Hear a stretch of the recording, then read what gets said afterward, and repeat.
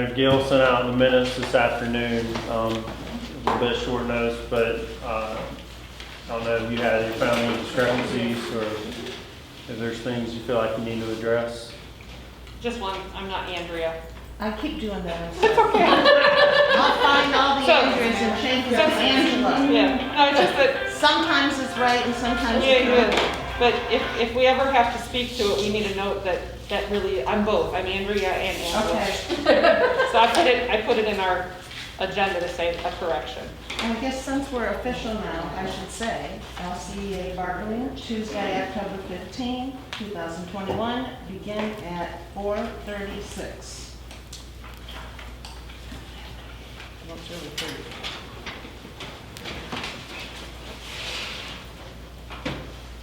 Sorry, silence my phone there. All right, we didn't have any changes in the minutes, so we've got already filled out the sign-in sheet. So nice not have to do roll call. I don't have anyone new on my team to introduce. Do you guys have any introductions? Do we have to do people? Well, Patrick and Heather are here more for the monies aspect. So Okay. if there was any questions from the subcommittee, but you could introduce. So Patrick Kelly, LCEA. Heather Jablonski, LCEA. I think she was on the team, I believe. I appreciate you guys creating the agenda. I know term of contract was something we discussed a little bit last time. You guys had listed here.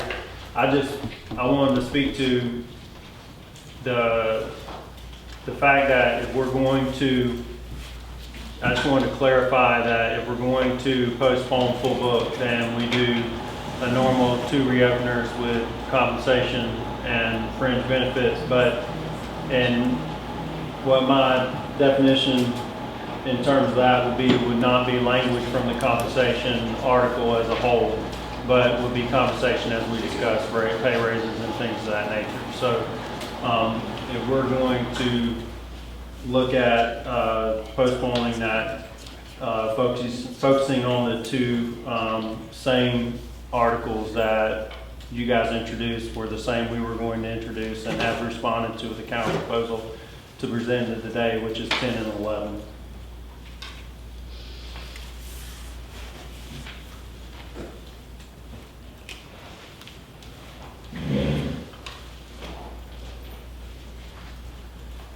Okay. I'd like to get a copy of it before you go.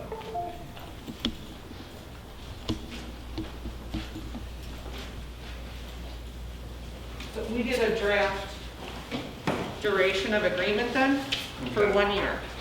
So I'm just going to split it in half and pass them around.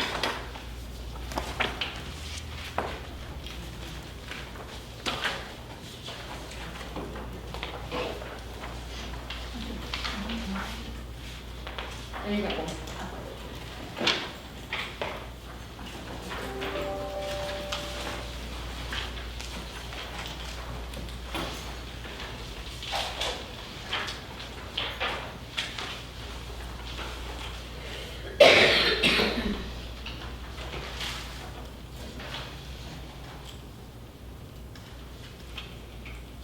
And there's more agendas back on the back table back there. It's one that does not. They all have them. They all-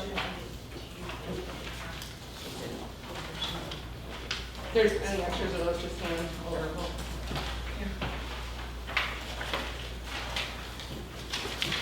We'll need 2 for tentative agreements if there's any left. Here's more.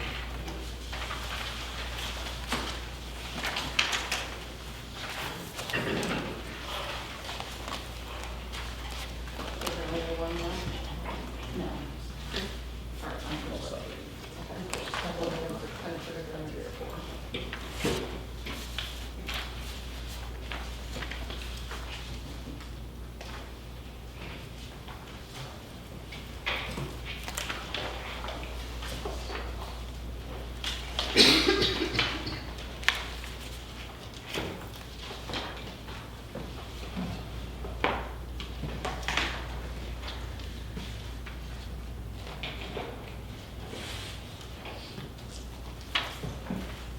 Cool. Mhm. Well, I have blank ones here, we can tentatively agreement on the bottom, and Okay.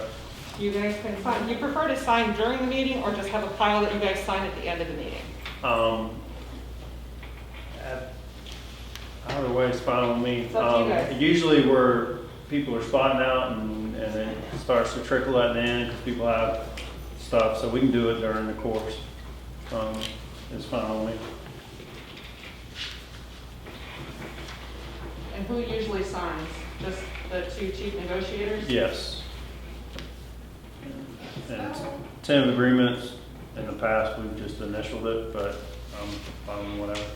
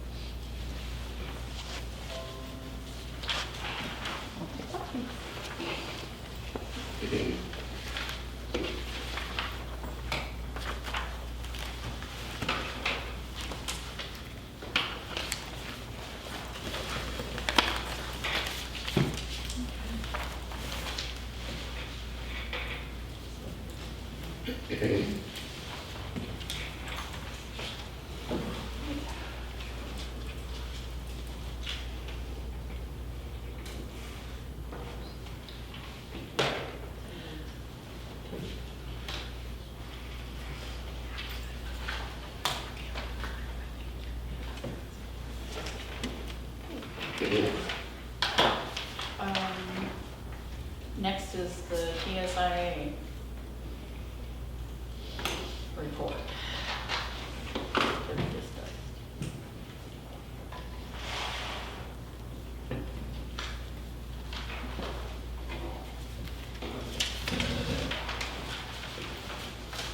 So I was trying to get my hotspot. Have a login for the internet?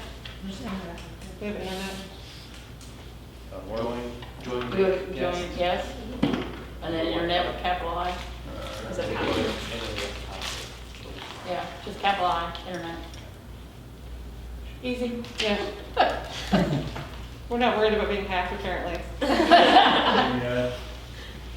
Thank you guys. That's much easier to do from my That helps. hotspot.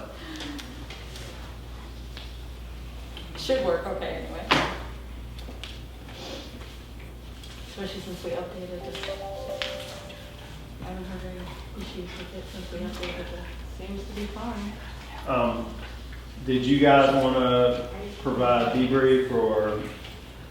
I can fill them in on what we did, and if there's anything I missed, you can jump in. Sounds great. All right, so we did meet, I was on the 29th, to review the public records request data and talk about how much money we think is available from TSIA.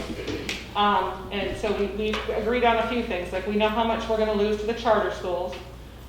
We also need some more information, so we don't really have a final report for you at this point, because until we know the evaluation numbers, that's gonna affect how we distribute the TSIA money too, because you have to meet the pay for performance.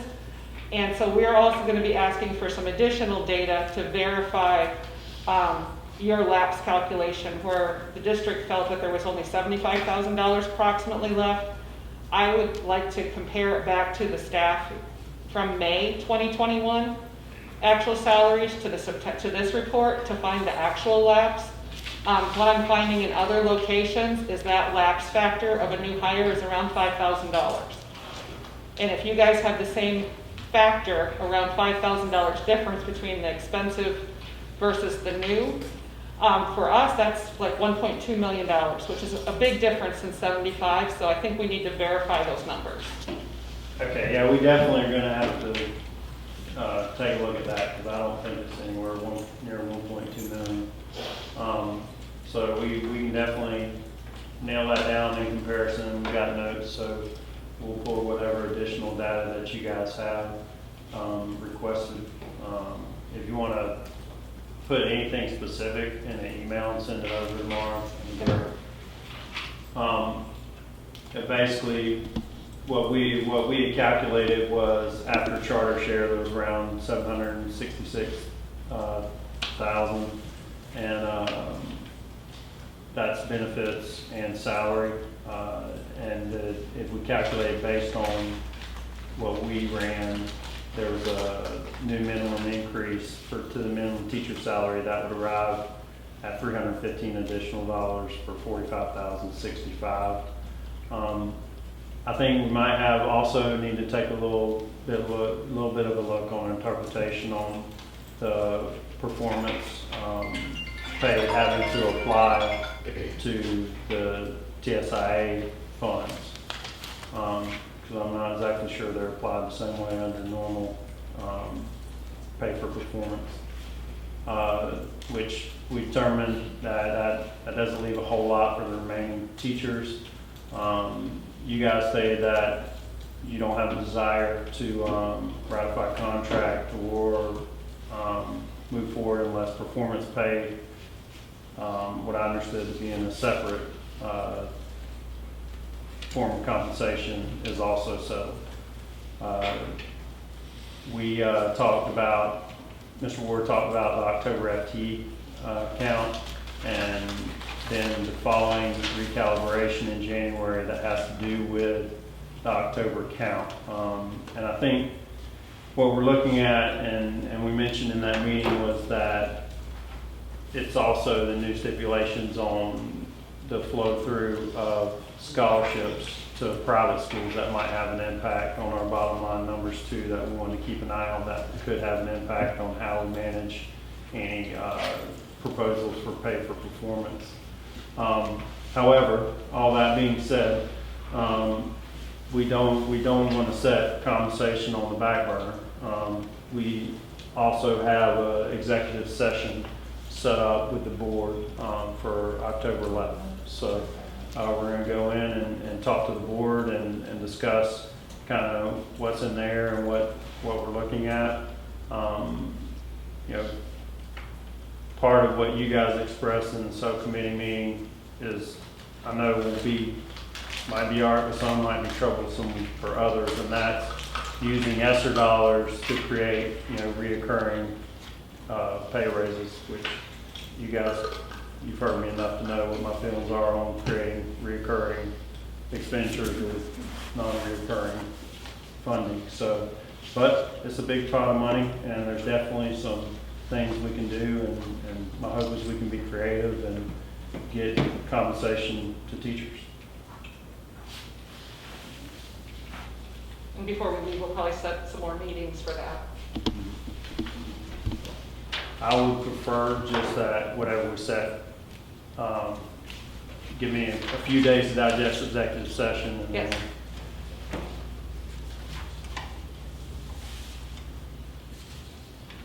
The other piece that is, it kind of went with that, it's not on the list, but just goes with the mandatory piece of bargaining, was we talked a little bit about insurance. You guys just expressed in our last meeting, having more frequent meetings, being more on top of where we're at from a committee standpoint. So we need to have that committee meeting, and that's going to get calendared very soon. So.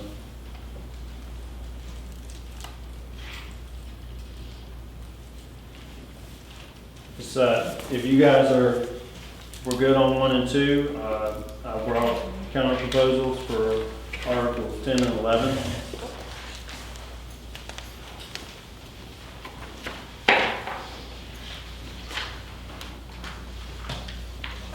And just so you guys know, I tried to color code it a little bit. Anything that's green was a change that you guys made, whether it was a deletion or an addition that we agreed with, or could be a typo. Anything that is in red was a change that you guys proposed that we do not accept. And then you'll see some areas with a gray shading and underline, and that's new language proposed from us. And where that might start getting a little confusing in discussion, we can slow down and hash it out so nobody's getting backwards on that. Once you get into the exchange, sometimes it's a little confusing. So can you say your code again? Green is what? Green is language you guys propose that we accept or we're on board with. Red is language you guys propose or to delete or add that we do not accept. And then our proposed new language will be in gray and underlined.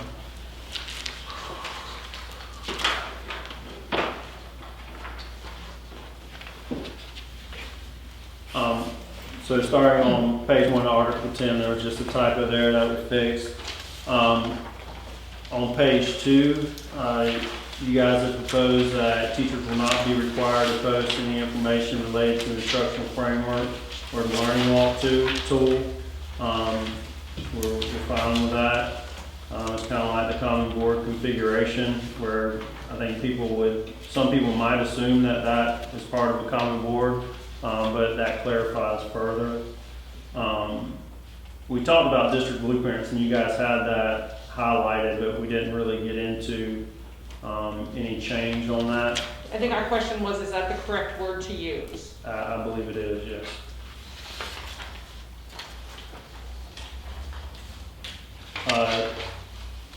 On page 3, section 12, teacher planning days which occur and you guys propose to delete during the student school year will be used primarily for self-directed activities such as maintaining and updating, and then the list was deleted following that. We don't agree to striking student because that would basically, we feel like, encompass pre-planning. And with all the things that we've got going on in pre-planning and the variety of ways that schools manage that, we do not feel that pre-planning can be self-directed by the teacher.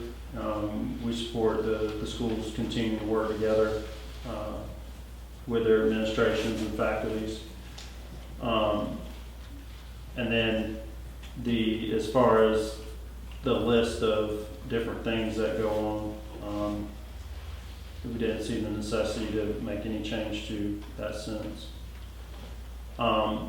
Faculty and department meetings, excluding collaborative planning, struck out, proposed by you guys, will not be scheduled to exceed 1/2 day, with the exception of extenuating circumstances, struck out. That was basically, you guys stated you were trying to make sure that the striking of excluding collaborative planning was a piece that came under discussion.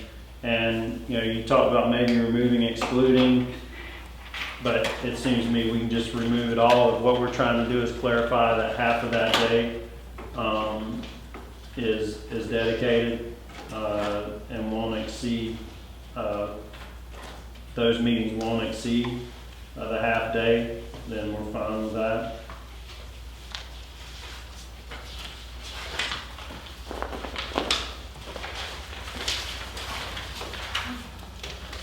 Article 10, you guys added a D, that the teacher will have the autonomy to determine the grades of students using the guidelines of pupil progression plan.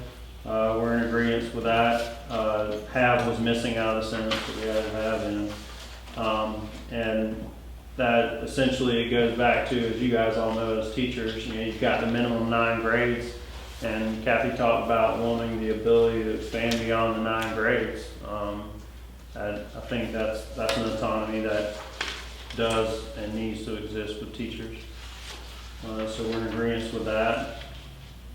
The early release days paragraph there, that was more of a suggestion to move it, so we agree on relocating that, and we'll see that in another area.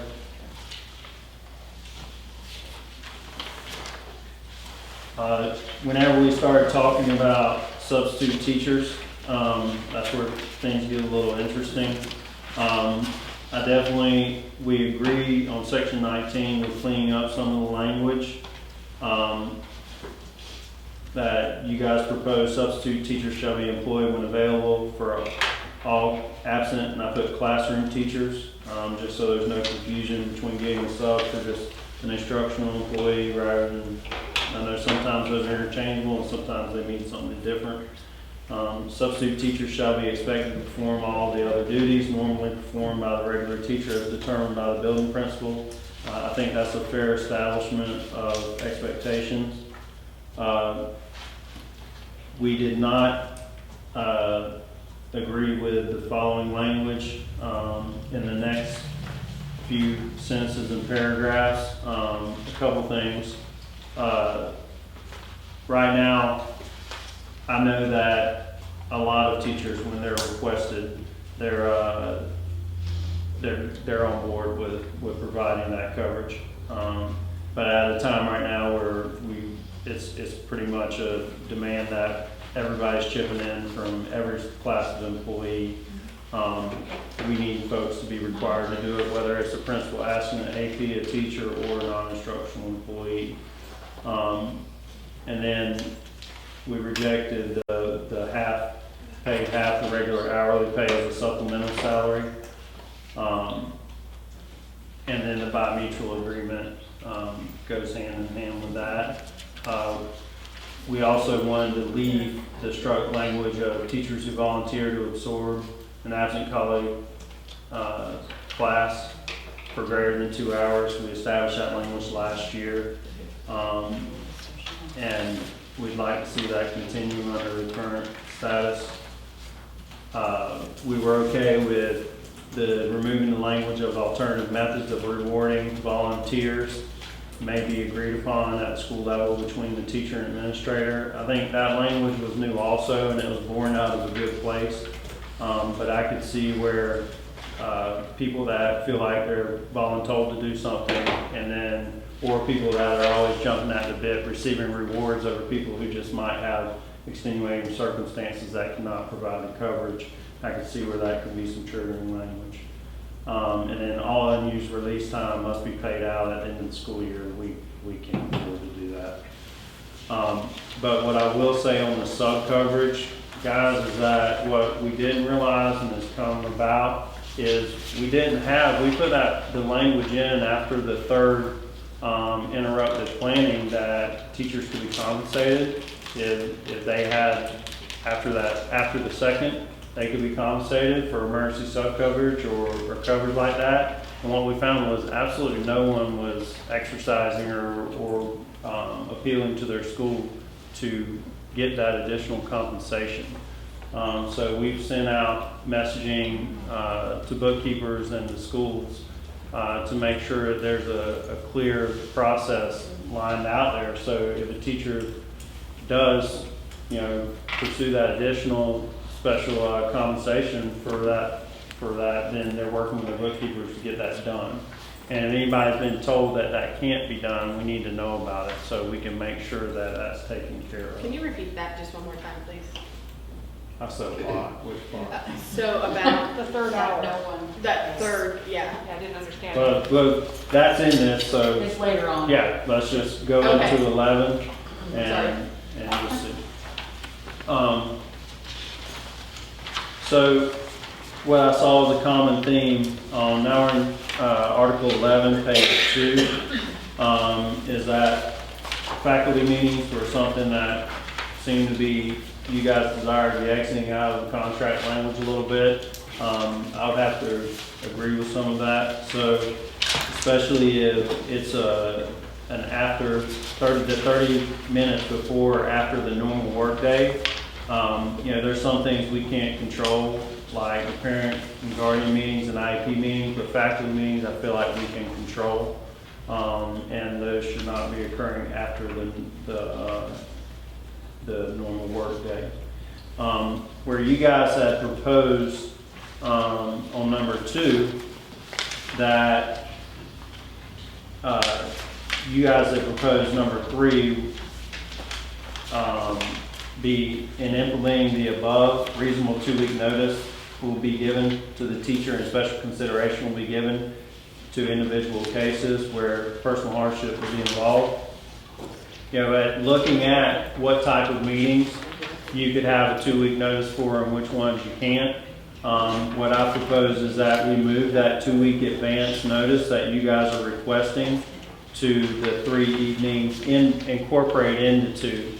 So if there's any of the evening or weekend activities during the school year, the 2-week notice is given then. Because I just feel like there's too many times where we're working with parents and guardians and students and ESE to try and get those IEP meetings done and address really problems sometimes that it definitely benefits the teacher to have resolved. That's the only time we can get parents in, and waiting 2 weeks for that to happen would not be a good thing from a point of resolving student issues, discipline issues, or sunsetting and expiring IEPs that might come about. And anytime we can continue to consider hardships of our individuals, I'm always willing to help out if that becomes a stalemate. Section 3, I'm assuming you guys are going to stop. If you have questions along the way, just holler at me, throw something out or something. So section 3 on the planning period, all teachers will be provided no less than 45-minute uninterrupted planning. We rejected the uninterrupted planning because I think there's just too many factors to where we can't authentically guarantee that something's going to be interrupted during the planning period. And, you know, taken out at the beginning of the school year language, that makes sense. Part of this is an ask on our behalf in our proposal, and any school-wide deviation from this requirement that provides less than 45 minutes will require a majority result from anonymous vote of all instructional staff. I felt like if something's changing school-wide, then it needs to be a school-wide vote. But if there's a deviation from the requirement that only impacts a particular team or department of teachers, it will require a majority result from an anonymous vote of those teachers directly impacted. I think there's some rare occasions to where you've got principals that are working with, say, a team on a wheel, and their 45 minutes might be broken into 2 fairly large chunks. I don't think they're separating in tiny increments, but it's beneficial to all parties involved to have that, to be able to break that from time to time, depending on the demand of the school. Because I think the master schedules from school to school, size to size, location to location differ so much. Having that flexibility in agreement with the teachers on the campus is beneficial to everyone. And I asked some, I said, look, is there a way that you can crunch this and make it work? And they said, well, yes, but it winds up removing additional planning that we're able to offer school-wide. So they had built in additional minutes in their schedule to where everybody was getting a little bit more planning, because the teachers that had some time broken on the wheel were willing to do that and sacrifice for the team there. And we know a lot of those wind up being folks that probably don't have the heaviest grading, probably don't have the heaviest assessments and things of that nature. I guess one of my questions would be, you said, if I remember right, it was like a large chunk. What do you consider as a large chunk of time? Because we were hearing that there were some that had 10, 15 minutes here, but then they may have a half an hour at one other point of time, but they only have 10 or 15 minutes at that. Well, that's long enough to go to the restroom and grab your mailbox if you need to, but 40 minutes and then an additional 15. So I think it's probably and going that's why I was asking. I think it's heard probably that some gonna had differ. 15 minutes, and I mean, that's not a real long time, but then I said, like the other ones, then they may have like another half hour somewhere, which is a large chunk. I mean, Is there a smallest chunk that you count? I I think, that's why we put in the language to eliminate like the before and after school few minutes here and there. But to be honest with you, I would consider a 30 and 15 minute, if they had to meet that 45, a reasonable thing, unless it's like you're a core curriculum teacher, and then that's totally not going to make sense, right? But if I'm thinking to myself, if I'm going back to my days as an elective teacher, I felt like I could swing that, and there's those minutes that are built in that's going to differ from school to school, where it's probably going to be more than 15 minutes, but on the schedule it probably appears that way. And what I want to be careful of is that if we get too much into creating language and taking away flexibility and freedom out of the schools, that's going to force the administrators to be more black and white, letter of the law, hammer down on everybody's time. And I don't think they want to be those micromanagers, and I don't think teachers want to be micromanaged like that. Because when you scale it out and do the calculations, once all things are considered, it is far exceeds the 135 hours of planning annually when you break out the math. So far as 15 minutes is the smallest chunk. I can't tell you I know that. I was just using your example back. Right. The largest chunk I know is 40 minutes.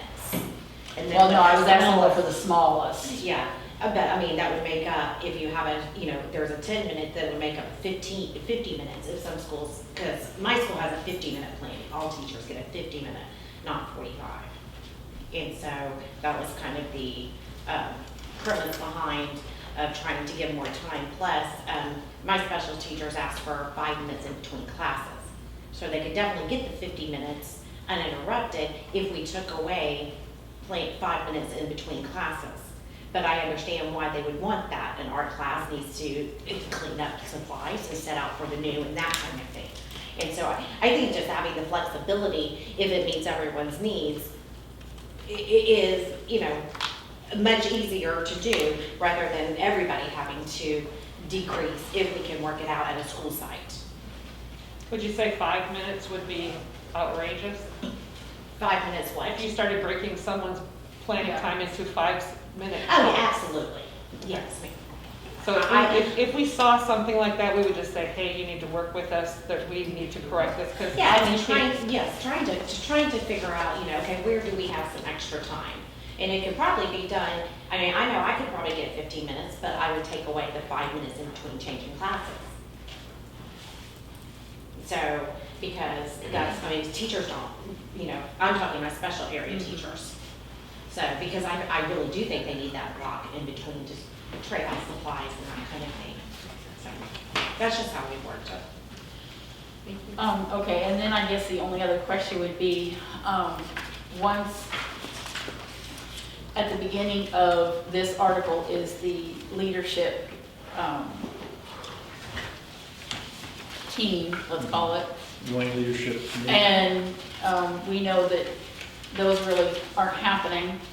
So, for example, this year, if they happen and somebody brings up this situation, for example, in that so-called meeting, and so rep or somebody brings this up and saying, okay, well, we're deviating from this, I see only, 10 minutes here, and then somebody else has another half hour, somewhere else, then is this going to be addressed at that time? Because some of these things are, right now we hear about things later, after the fact, and then it is kind of hard to change something midstream. Yeah. And I guess that's where I'm trying to make sure that this would be happening, like at the end of a school year versus beginning of a school year, and then trying to make the corrections at that time. I got you. Well, I think that's part of, the membership of the committee. I mean, if that's not happening, you guys have representation on that committee, right? So I'll help you work with you and make sure those committees are happening. But yeah, definitely to be proactive about it. And, at the end of the day, it's the majority of, that's why I like the language of the majority of those impacting being able to vote on the change. So I think between the joint leadership committee and discussion under the topic under D of planning period is a perfect time to keep an eye out for those things that might come about. And I get it, sometimes there might be an unintended consequence that we do need to repair along the way, but if we can head those off and be proactive, I definitely agree we need to do so.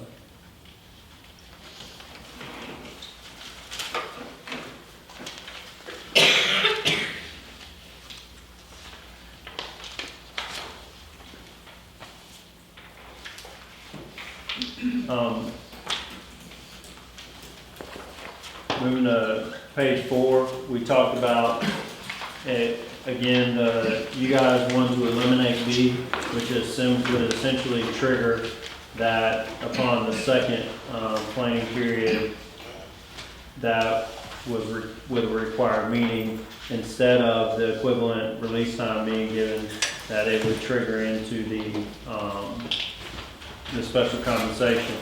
And as stated before, the special compensation from the third one's not even being accessed at this time, so I would like to see how that plays out with that being accessed, especially at a time where we know we are having to do a lot.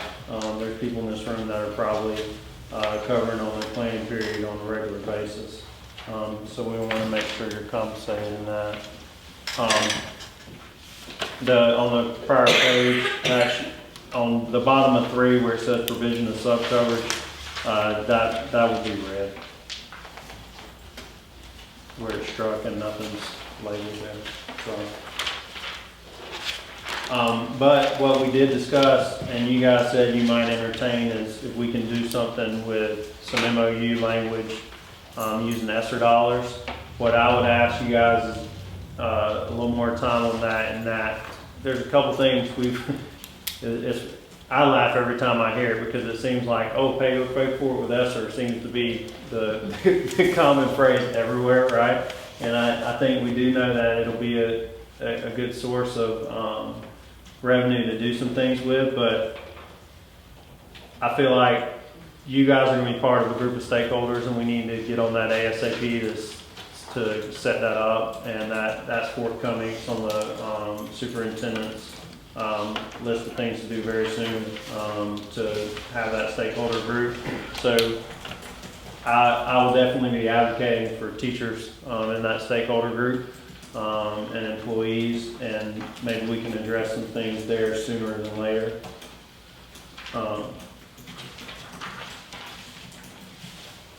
And then section 4, school schedules. You guys had proposed to change the 5 rosters to 5 instructional periods and 6 rosters to 6 instructional periods. That's based on the old situation that flushed out with the block scheduling last year, but had been long time existing in ESE classrooms, or let's say Chinese language classrooms, to where you've got additional rosters of students. Back when rosters, pre-Sky were probably, when rosters just meant rosters, and they was interchangeable with instructional periods. So you guys asked to clarify that by changing that language. I'm asking to clarify it by removing it. And then this is some of my ask that comes in that middle schools and high schools will have intervention and acceleration in the school schedule. And eliminate the language of will only include students from a teacher's assigned roster for core curriculum classes unless otherwise requested by content area grade level team. And then last, it talked about the instructional staff for non-curricular core courses will be incorporated in the school's plan, and it strikes the no additional lesson planning or grading will be required for this period of time. I don't want you guys to misinterpret that. We want lesson planning for intervention time and acceleration time, but as far as, obviously a teacher's putting thought into what they're doing in that time. But we would not expect a written lesson plan there. But we also feel like teachers are more often than not willing to see kids that need help within their school and how that need the intervention. And we're at a time where intervention is more important than ever with the learning loss that we've witnessed in the schools.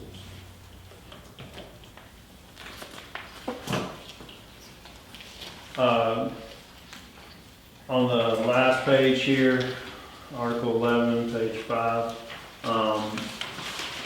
you guys proposed that we remove the faculty meetings section. Faculty meetings will generally be held in teacher workday. Teachers will not be required to stay more than 30 minutes beyond the workday. And then it mentions early release. Provision of section 1 will not be applicable to faculty meetings, which may extend beyond the teacher workday. Just like we're in agreement with faculty meetings on the 30 minutes beyond earlier in the section. We're in agreement with removing it from the article as a whole in section 6. Then the new section 9, the reason I just put it in red was because I felt like we could probably put it, the effort you guys expressed was to just organize it because early release is mentioned several different times. So I just brought both early release mentions into one section called early release. And early release is scheduled every Wednesday during the student school year. The purpose of early release Wednesdays for faculty meetings, professional learning, communities, professional development, and other administrative meetings. And then the established language, early release will be provided at the end of each semester for the purpose of assisting teachers in administering and grading student examinations at middle and high school and then providing planning time for teachers at the elementary level.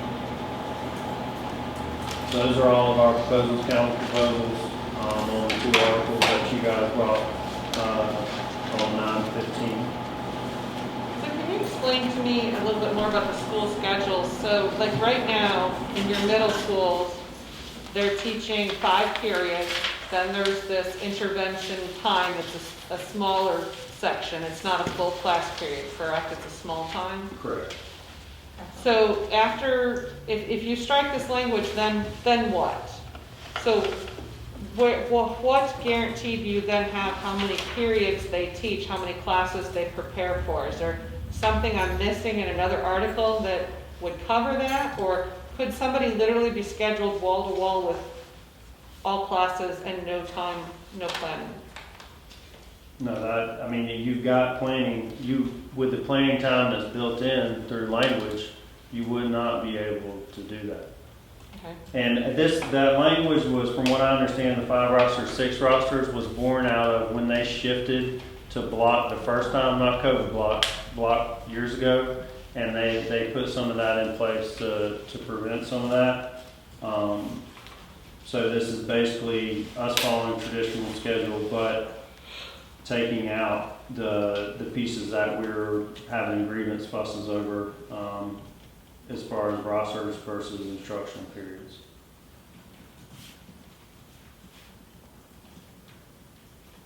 So what would, if you change then to say a 12-period day, just to be crazy, what would happen then? I don't think you would see that. I don't think so either, that's why I'm being crazy. Is like, because this is a limiting factor on how many periods, how many classes I have to teach. If you don't have how many I teach out of a certain number, 5 out of 6, 5 out of 7, whatever it is, what stops us from changing to an 8-period day and then everybody gets 7 classes? I mean, it's a workload issue, so I'm wondering, is there language someplace else I'm missing that addresses that, or No. is this the only place that's addressed? That's the only place we talk about instructional periods and rosters, other than the guaranteed playing time that comes in there. I think if there was some way to word some language to where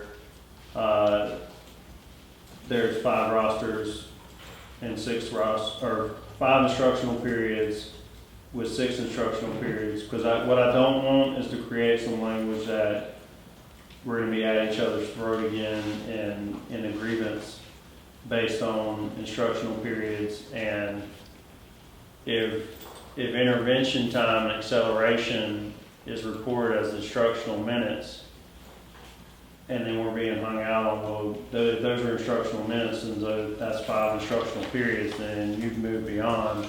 I want to avoid that, because all we want is for there to be a 5 to 6 with a small time built in for intervention and acceleration.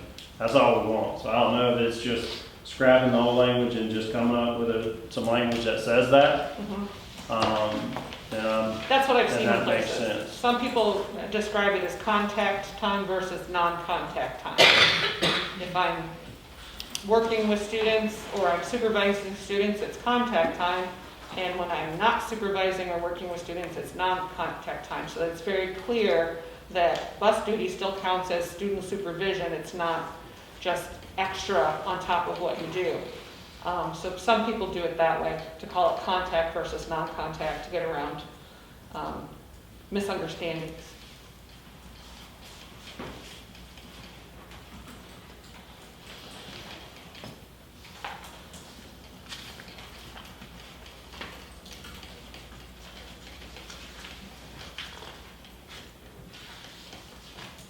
And is it the 135 hours of planning time, is that interpreted as literally 50 minutes a day? Because that's what the student, 135 hours is I think it's based on 45 minutes. 45 minutes a day. Do the math. And then like you'll find a lot of schools go, like one in particular I talked to, they have like 52 minutes is what the planning period each day is. And it starts to build once you look at, okay, here's the additional time that's not used on Wednesday, along with even the one schools I talked to today, their Wednesday embedded playing time was still above the 45-minute mark by a few minutes.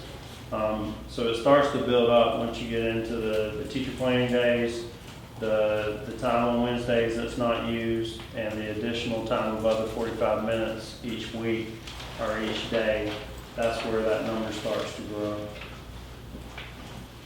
And then you've got the unoccupied early release times at the end of the semesters.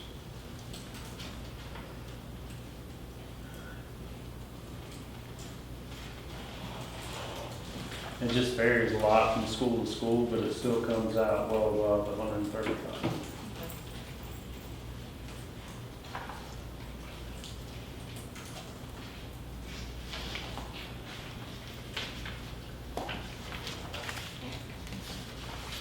I don't have any more questions for you. No, I'm just thinking two sections of it, it's not. I don't think I have any more. Anybody else?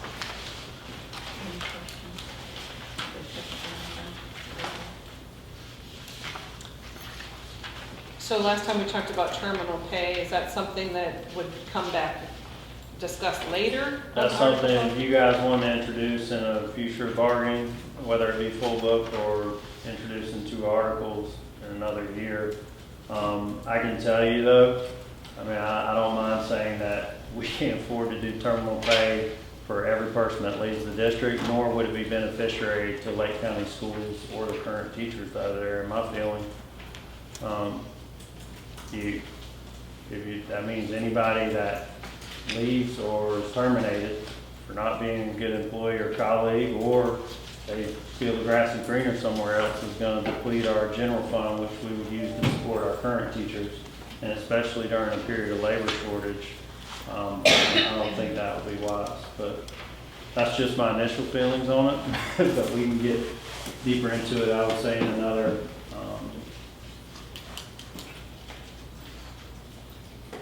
set of bargaining duration, I guess. So the other thing in here is the advisory committee for the joint insurance. And you'd said that meeting more frequently and kind of re-energizing that committee to do its job. Our suggestion was that they would be meeting no less than an annual basis. What's your thought on that? Do you think that the language that we have is sufficient to be able to get them working? Yes. I My definitely- suggestion is always you need to be quarterly. I just And don't think once a year is enough. I don't, and we do not meet once a year. I will put that out there. That's not accurate. And our insurance fund has made leaps and bounds. And, you know, everybody in the room is probably aware you haven't had insurance increases in a few years. So I would hate to put out there that that committee is not doing a good job or doing their due diligence. However, I do feel like, you know, holding your broker to task and having them be more present and looking at data, especially now with unforeseen health trends. They can't predict what they've never seen before, right? So I totally agree that we need more frequent meetings. So I think quarterly would be suffice, but I would definitely like to talk to our benefits, which is under business services, our benefits and risk management department, to see what kind of timeline makes sense to them and how it lays across, you know, different things like open enrollments. And we get good things. We got a lot of the request for proposals and bidding and all that out of the way last year, and got some really good things happening there. The clinics were renewed, and some of the smaller fringe benefits were taken care of. So, and we can definitely, that it needs to happen ASAP right now. So.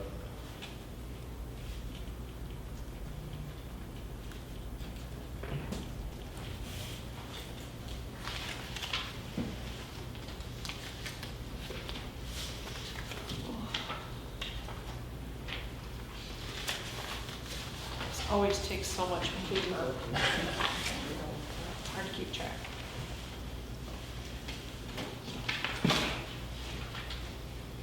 So I know that we want to caucus to talk about a few things.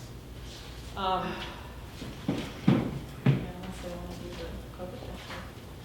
Yeah, You go into caucus? we did talk about something, what was it that we talked about would make a good MOU besides just the sub-pay? There was something else I thought that we'd said that we should probably have that discussion, but I could be remembering wrong. I'm sitting at too many bargaining tables. So you're gonna be having a committee, teachers should be on it, they have to meet as part of the planning for ESSA. So that's probably gonna have to wait till the committee meets before we can talk about how that would be implemented. And is superintendent setting it up like she did the other one for the safety, what was that we had set up? Yeah, it was when COVID I was first like, kicked when off. COVID was Our first first going. COVID committee. Which means then it would be several people, but like, for us, we had like, what, maybe 3 people out of 20 or 25 was union. Well, there has to be a place for public input too. Yeah. So, I mean, I don't think it'll be that large of a room, to be honest with you. So she's probably gonna have to have some type of balance. And so I'll have to see what the composition of that is, but it won't be as big a room as what that COVID room was. That was a lot. There'll be SEIU representatives, you guys will have representatives. You know, I think having a larger group that provides feedback versus a smaller group within the group that helps arrive at the decision might be something she'd probably want to entertain. So I'll have to talk to her directly about it. Because I don't want it, she's got a tough thing to manage there with anybody having a perception that a deck is stacked in either direction, right? And, you know, we're gonna be looking to use those dollars with our employees. And I think probably our sell is gonna be making sure the community is on board with that, right? So I have a feeling we're gonna be rolling in the same direction, so. But we need to keep our you know, keep our intentions true and make sure people don't misconceive that in the community. Has DOE communicated any breakdowns yet beyond the, we got $6 billion? No, we don't have any updates at this time. I know, Scott's prying on, Mr. Ward is prying on DOE. He's one of the ones that doesn't sit real quiet. He'll mess with people through email and in different venues, so.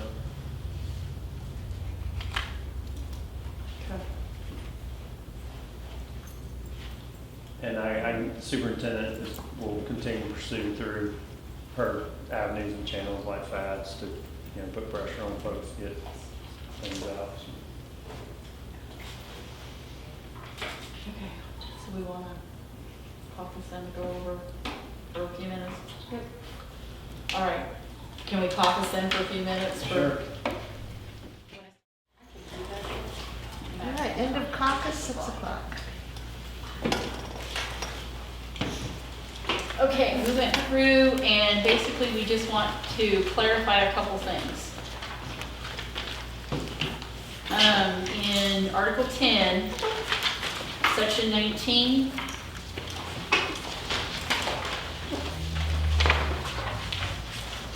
couple questions in there. One came up with the, where you added the classroom teacher. Wanted to clarify that because we're seeing, you have some like support ESE teachers that aren't really, I mean, they're not really considered classroom, but yet they're subbing all the time. So just need some clarification there on position of with kids, without kids, because we know like program specialists don't have, you know, the coaches don't have the kids, but yet, you know, if you have a support facilitator, they should still receive a substitute. But we know that they're being used as substitutes, of course, but, I think, so we're just, I mean, if it's never been an issue, then I don't want to make it an issue. So if it's fine to just strike classroom back out and put for all absent teachers, I'm fine with that. And we know you don't get subs for guidance counselors. Yeah. yeah. You only get them for They positions would- that require That sub. require subs. Okay. Second question is, basically, how do we guarantee that these are going to be actually, given the release time and given the compensation time? Because what if an administrator just all of a sudden says, well, no, you didn't sub on that day, or no, you didn't do this, or, and then there's also the idea of like a form, is an email okay? I mean, email sent to the administrator, say, hey, I substituted on this day and this day, this day, you know, I need release time, or now I need compensation. And we know that the form is now with bookkeepers, and I'm assuming it's like the tutoring form, as I used to call it, but the timesheet kind of that says the days and whatever. I'm assuming that's the one that you were referring to when you said the bookkeepers have the form, which is what I kind of had told a couple people that were asking.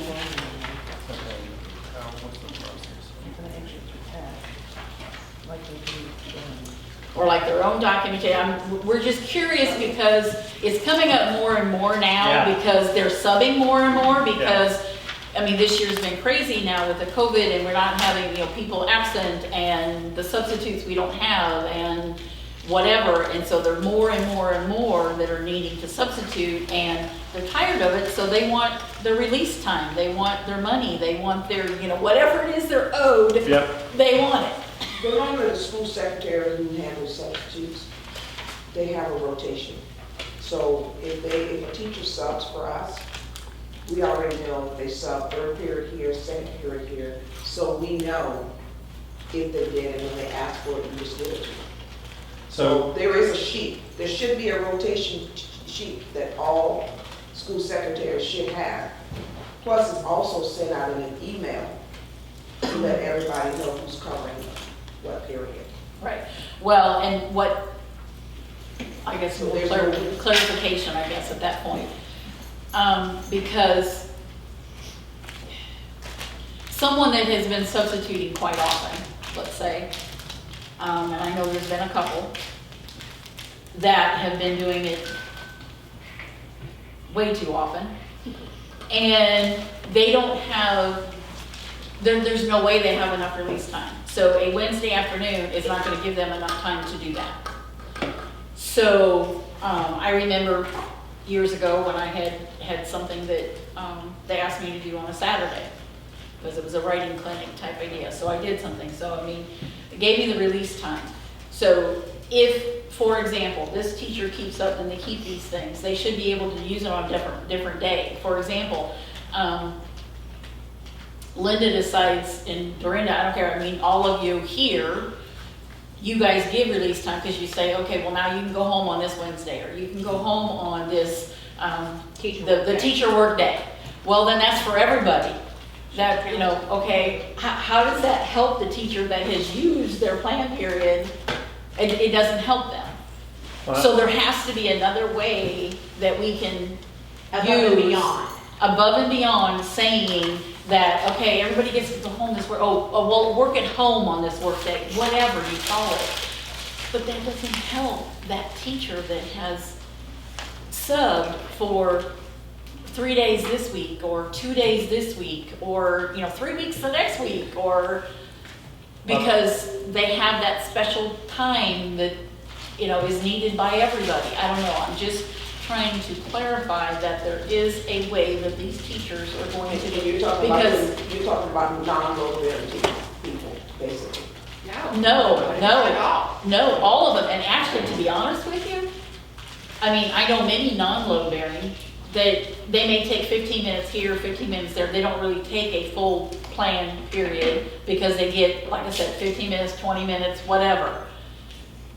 But mainly it's those people that do have an actual schedule, because if they have second period plan, well, secondary people, you've got first period, last period plan, you're called all the time because someone's late or someone needs to leave early for a doctor or whatever. So those people are called a lot.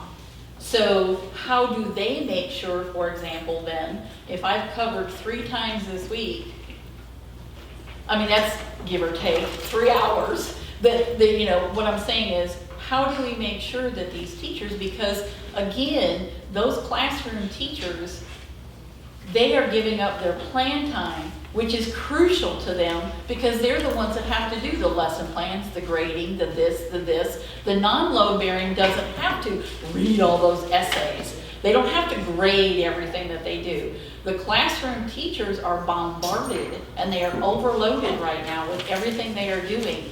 So those teachers, for example, if I've got 4 hours and I need to take off to go to a doctor's appointment, they should be able to go to that principal and say, I've covered for 4 hours here.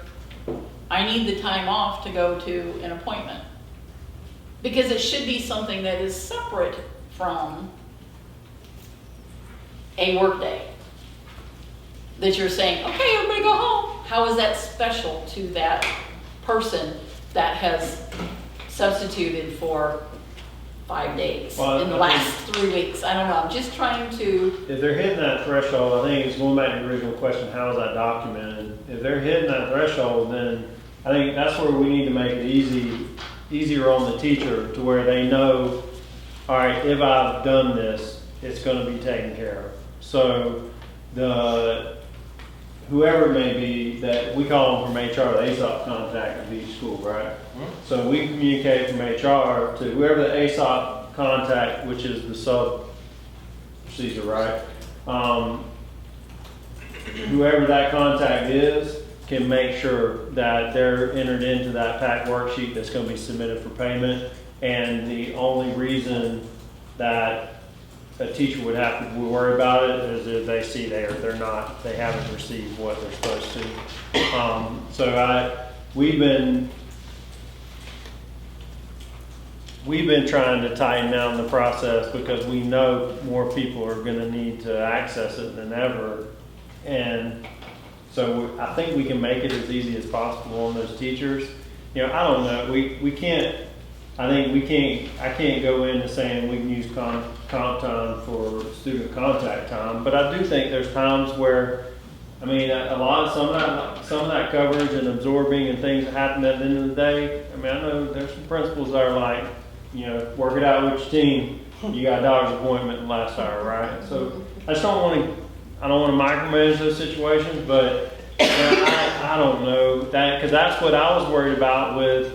I kind of started, the concept of what you mentioned was rolling around in my head, where, you know, we talk about like a virtual teacher planning, right?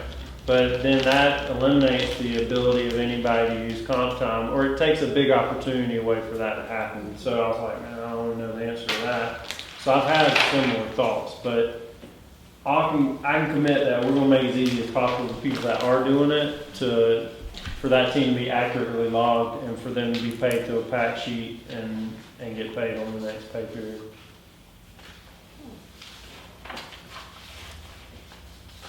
Okay. So how do they verify the ASOP sheet? Do you guys know, or am I just being stupid? I have no idea. I've never. And does it have to be used within that 2-week pay period? No, two. No, no, no, you have till the end of the year. 2 weeks was a different thing. Unless we were wrong. What I'm talking about is when you have upon the third time they hit you and on sub coverage, or on the third scenario, right? After the 2 required meetings, and the first one's release, or second one's release time, second one's your or third one you're compensated. When that triggers, then those people are paid for it. As far as how that is registered in ASOP, I mean, what I can imagine is an ASOP contact at their school from time to time scrambling to find who's going to cover these things, and then they document it. But it's documented differently because it's not like it's going into an ASOP system. It's just an ASOP contact that's going to be tracking it. It won't be within the ASOP system because we won't be able to do that. Which is usually one of the secretaries Yes. up front, School secretary. like office secretary. But And it'll it- show up on their pay period, right? I'm not sure how that shows up in payroll. No, it wouldn't show up on, he's just saying No, the the pay, pay, when the you get the paid. pay would show up And a right check on the stub, next. what does it look like? Is that what you're saying? Yeah, what does it say, sub pay, or what does it? I do not It'll know. say whatever the code is. There you go. There's a code. It's an add-on, it's described differently.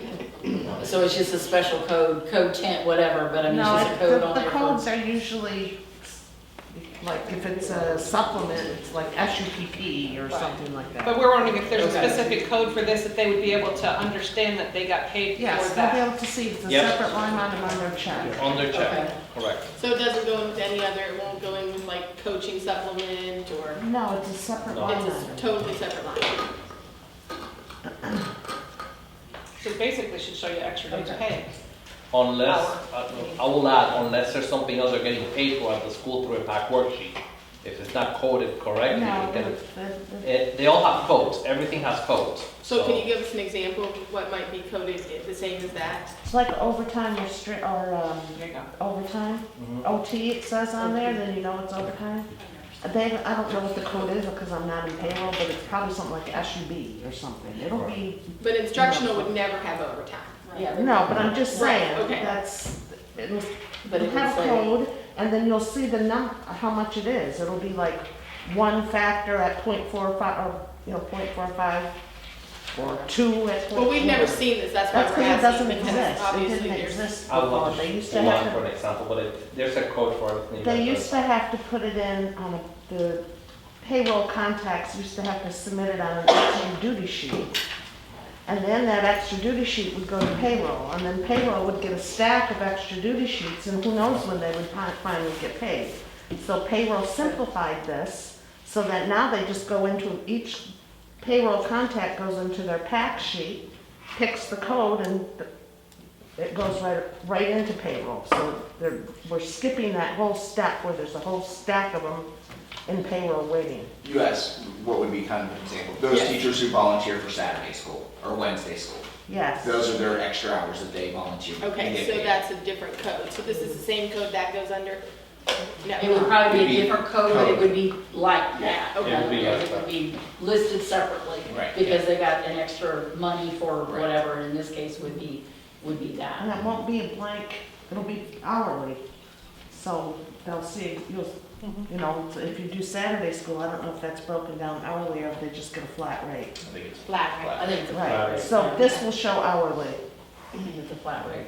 Okay, so then for those that, for example, and it would mainly be elementary, but I do now, more and more, secondary is also doing it. So how would you suggest then when they do these absorbing of the students? How do they, because that's not tracked anywhere. So how would they, if they had 3 students from another class or 5 students or whatever, so how would they continue to keep track of that in order to receive release time? I mean, I think that's gonna rely on some type of mechanism in the front Email office or and Whatever. I mean, we very seldom. Right, but that's what I'm saying. I mean, I know middle Elementary. schools a little bit are doing it because they're more in a Yeah. team, in a group, and especially the elementary then still continue to. to I me, haven't it's, done it once this year. what's that? I haven't combined any classes this year. Well, I can tell you I've subbed a lot this year, and it is happening all the time. I was subbing 5th grade, and I had my whole 5th grade class that I subbed in, and 3 from each other class. Yep, it's happening. Yeah, In the second grade So you were class I doubling, subbed you for were was subbing divvied and out, took in other back. people. yeah, because they Wow. couldn't get Yeah. enough subs. And it's happening more often. It really is. Oh, I know, it's, I I mean, know, But that, and that's why I'm saying, same kind of thing. I mean, how do you make sure then that you're gonna, emails, whatever, I don't know, you're gonna have to, I mean, we'll figure out a way to track it to make sure with that though, it's gonna that will rely heavily on the teachers letting us know because Yeah, I can and tell you that's- right now, they don't know every time classes are being absorbed. I would bet she might not know about every time. I mean, I haven't done it. No, I'm talking about in general, not this year, but every year. Yeah. If you got 2 people with a pod in between the classroom, who knows, right? Yeah, But, so, yeah. Ignorance is so that's one of those things to where if it's an approved and organized thing to officially cover. And Okay. I don't want to lose sight either of, I mean, I don't feel like we've got a sub issue, but we've also got a lot of teacher attendance issue going on. That's a competing interest there. And it's not all COVID related.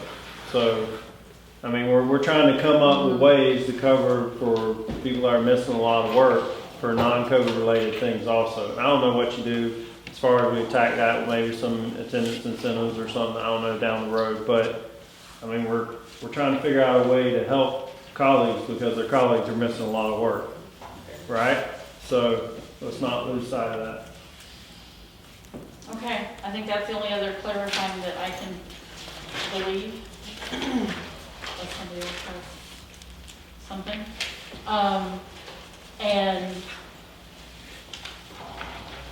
we are going to look at a couple of these, otherwise it looks good. Okay. We can also kind of look at the school schedule section and see if we can maybe come up with something that might, language that Okay. might work. So we can work on some of those for the next time and bring them Okay. back. So you guys will have some counter language, and then we need to set some dates.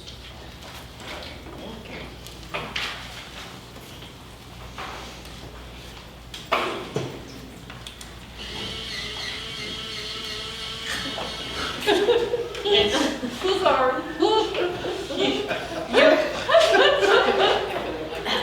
It's the elementary in her. There- used to do the same thing. My kids were told they can't have electric pencil sharpeners. I said, I don't blame them. I wouldn't let y'all in there with electric pencil sharpeners either.